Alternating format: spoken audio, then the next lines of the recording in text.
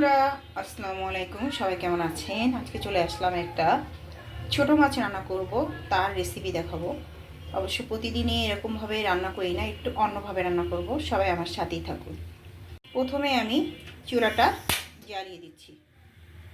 যেহেতু কড়াইটা ভিজা, তাই একটু নাড়াচাড়া দিয়ে নিলাম যাতে তেলটা আমার না ছিটে যায়। এই যে সবাই আমার সাথেই থাকুন এবং দেখতে থাকুন কিভাবে রান্না করি। এই যে প্রথমে দিয়ে দিচ্ছি, ছোট মাছ অনেকভাবেই রান্না করা যায়। হাতে মেখে রান্না করার স্বাদ আলাদা, এমনি ভুনা করার স্বাদ আলাদা। আজকে আমি ভুনা করে দেখাবো কিভাবে ছোট মাছ ভুনা করতে হয়। এই যে আমি দিয়ে দিচ্ছি তেল।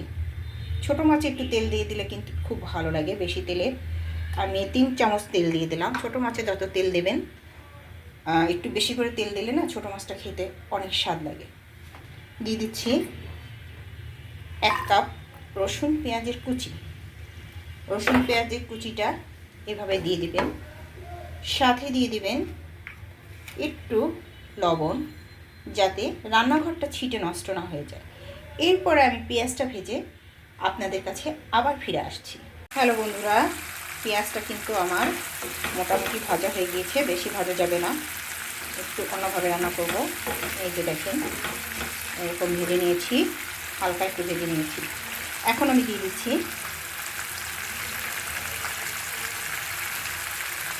এই যে হলুদ 1 চামচ, আর 1 চামচ দেবো না, 1.5 চামচ দেবো। 1.5 চামচ হলুদ, 1 চামচ শুকনো ঝাল, যেহেতু শুকনো ঝাল একটু দিয়ে দিলাম, 1.5 চামচের মতো দিয়ে দিলাম। 1 চামচ ধনিয়ার গুঁড়া, আর স্বাদ মতো লবণ তো আপনারা আপনাদের মতো দেবেন। আমি একটু দিয়ে দিলাম যেহেতু আমার লাগবে। দিয়ে দিচ্ছি। এখন আমি একটু নাড়াচাড়া করে নিচ্ছি। তার আগে একটু হালকা আমি পানি দিয়ে দেবো। এই যে একটু পানি দিয়ে দিলাম, হালকা একটু পানি দিয়ে দিলাম। এই যে দেখেন, এরকমভাবে নাড়াচাড়া করে নেবেন। এটা হচ্ছে গা ছোটো মাছে এভাবে রান্না করলেও কিন্তু মজা লাগে, হাতে মেখে রান্না করলেও মজা লাগে, অনেকভাবে আবার ভেজে রান্না করলেও মজা লাগে। এখন আমি দিয়ে দিচ্ছি কাঁচামরিচ কুচি। যেহেতু আমি একটু ঝাল কম দিয়েছি, আর একটু ঝাল দিলাম। ছোটো মাছে একটু ঝাল দিলে কিন্তু খারাপ লাগে না। এই যে দেখেন, এখন আমি খুব সুন্দর করে নেড়ে চেড়ে আবারও ফিরে আসছি আপনাদের মাঝে। চলে আসলাম, তেলটা উপরে উঠে আসছে। এখন আমি দিয়ে দিচ্ছি আলু কুচি। এটা হচ্ছে নতুন আলু, এভাবে কুচি করে নেবেন। এই যে দিয়ে দিলাম। আলুটা সুন্দর করে আমি একটুখানি কষিয়ে নিচ্ছি। এভাবে কষিয়ে নেবেন। এই যে দেখেন, দারুণভাবে কষিয়ে নেবেন। যেহেতু আলু সিদ্ধ হতে বেশিক্ষণ লাগে না, তাই আমি দিয়ে দিচ্ছি সেই ছোটো মাছ। এটা মলা মাছ, ফ্রিজে ছিল, আমি সুন্দর করে ধুয়ে একেবারে রেখে দিয়েছি। আমি মাছটাকে দিয়ে দিয়েছি। এখন এটা ফ্রিজে ছিল তো আমি একটা ধুয়ে সুন্দর করে রেখে দিয়েছি। যেদিনকের মাছ সেদিনকে আনলে কিন্তু কেটে যদি আপনি ফ্রিজে রেখে দেন তাহলে কিন্তু ভালো। একটু বরফ থেকে কিন্তু ছাড়াতে, কিন্তু ফ্রিজ থেকে বের করে, ডিপ থেকে বের করে ছাড়াতে কিন্তু অনেক কষ্ট। তাই মাছটা যখন আনবেন তখনই কেটে একেবারে সুন্দর করে ধুয়ে পতলা পতলা করে রেখে দেবেন, আপনি যেটুকু খান সেটুকু পরিমাণ। এখন আমি দিয়ে দেবো পানি। ছোটো মাছ আলু বেশি সিদ্ধ হতে সময় লাগবে না, অল্প একটু পানি দিয়ে দেবো। 1 কাপের মতো পানি দিয়ে দেবো। এই যে 1 কাপের মতো পানি দিয়ে দিলাম। দেখেন কি সুন্দর কালার এসেছে। এখন আমি এটা একটু ডিপে ছিল তো, এই জন্য গরমে ঠিক হয়ে যাবে, ছেড়ে যাবে। এখন আমি ঢেকে দিব। একদম সিম্পল রান্না। যারা নতুন আছেন তারা অবশ্যই ফলো করবেন, যারা পুরনো আছেন তারা এই স্টাইলে রান্না করবেন। সবার স্টাইল তো একরকম না, এক একজন এক এক স্টাইলে রান্না করে। এরকম করে রান্না করে দেখবেন, ট্রাস্ট মি, অনেক মজা লাগে।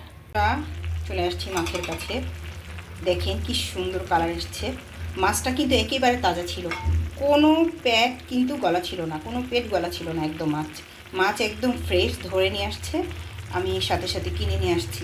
ওই লোক আমার হচ্ছে পরিচিত, সে বলছে আপা এই মতো ধরে নিয়ে আসলাম মাছটা। এই একেবারে বিকেলের দিকে মাছটা ধরে নিয়ে আসছে, আমি সাথে সাথে গেছি। দেখেন মাছটা এত তাজা, এই যে এভাবে রান্না করবেন তাজা মাছ, হাতে মেখে রান্না করলেও কিন্তু দারুণ লাগে। আমার বাসায় অবশ্য টমেটো নেই, টমেটো থাকলে কিন্তু আরও মজাদার হতো।